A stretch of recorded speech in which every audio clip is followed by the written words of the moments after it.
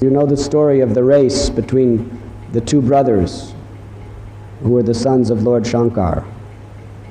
There was Kartikeya and Ganesh, and they were supposed to have a race around the world. Now, from all material logic, Kartikeya was much faster. He was a warrior. He's always seen holding a spear, and he's built like a very dexterous and powerful warrior who could fight with the speed of the mind.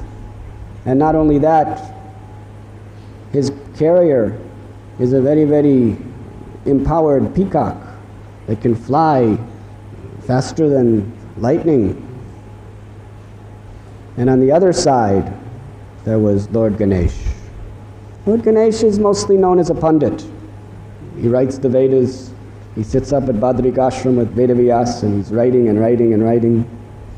And his devotees, they are always offering him all these big ladus. So he's not very lean and thin.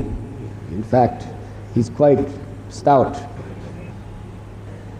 So, he's not such a fast runner like that. And although he's heavy and he's like that, he doesn't ride on a flying peacock, but he rides on a mouse. How fast is a mouse? So then the race began. On your mark, get set, go. And Kartikeya went, whoosh. He was off. Nobody could see him within the next second. And Lord Ganesh, he's just, okay, mouse, go. Like that. And Ganesh was thinking, wow, I have complete faith in the name of Ram. That is all I need. So he wrote on the ground the name Ram.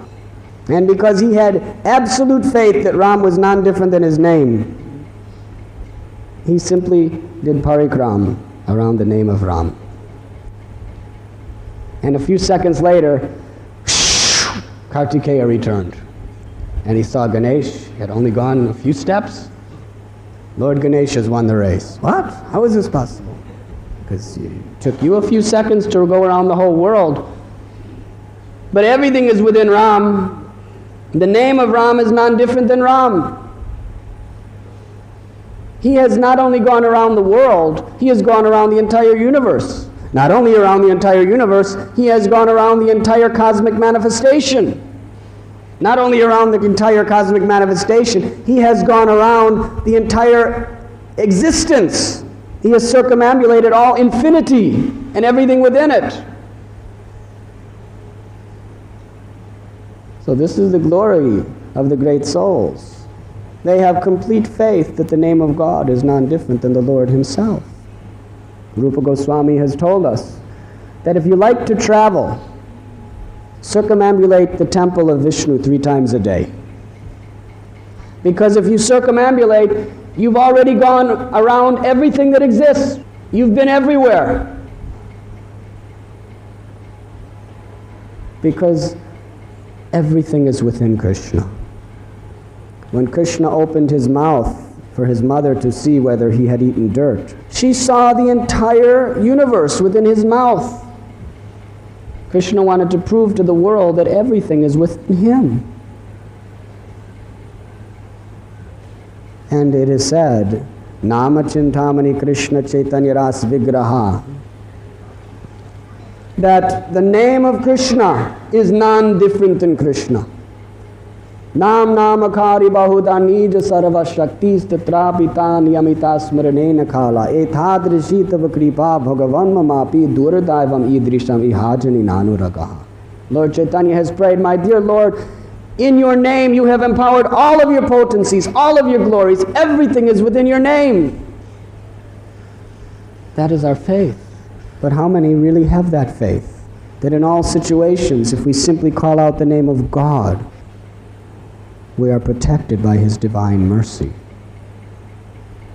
Draupadi, when she was being disrobed, she cried out, Hey Krishna, Hey Govinda. And Krishna promised that if you approach me in devotion, I will preserve what you have and I carry what you lack. He preserved her chastity and he carried her sari. So it was so long that Dushasana could not disturb her. This is the glory of the name of God. So Lord Ganesh has so wonderfully and beautifully, through his own example, showed his complete faith in the name of God. And in this way he is an acharya because he is teaching us by his example the goal of life, to have complete faith in the name of God.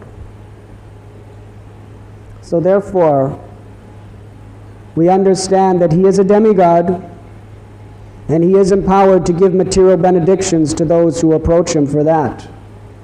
But that does not please him. The demigods are never pleased by those who ask for material benedictions. They have to give it if you give them the proper service. But they are pleased when they see a person approaching them for the supreme goal of life, prema pumartha mahan, which is love of God. So therefore, it is only really the devotees who really give pleasure and worship to the great demigods. Because the devotees are satisfying the real desires of the demigods. The demigods want to see everyone go back home, back to Godhead. The gopis worshipped Goddess Durga to have Krishna as their husband. Not because they wanted to enjoy Krishna, but they wanted to completely surrender their lives for Krishna's enjoyment.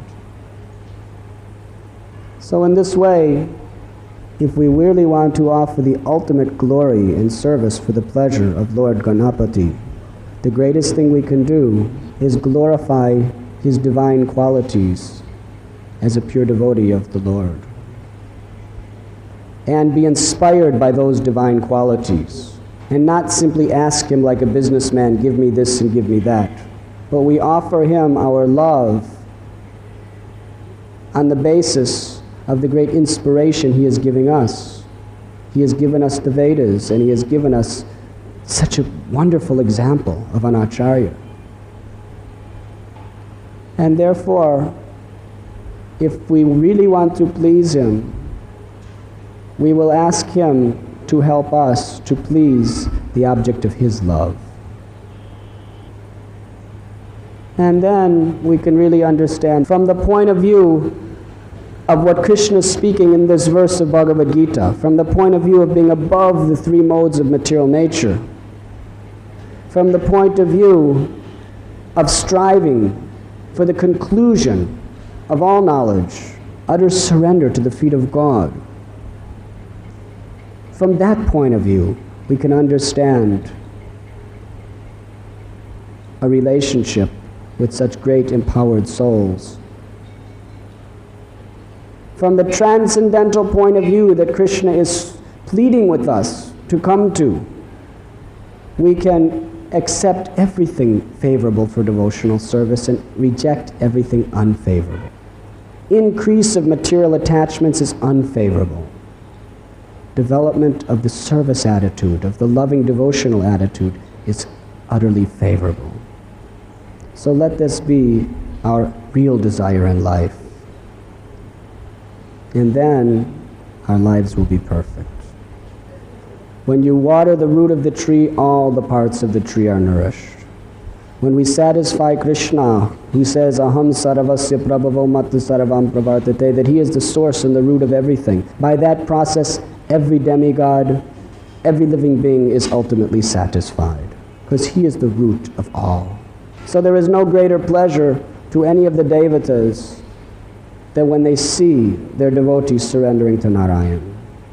And there is no greater pleasure than if they can assist in helping us to remove impediments in the service of Narayan.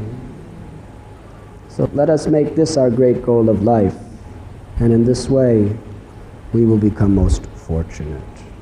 And in this way we can give the greatest pleasure to our object of worship. You were listening to Radhanath Swami on devotionalnectar.com.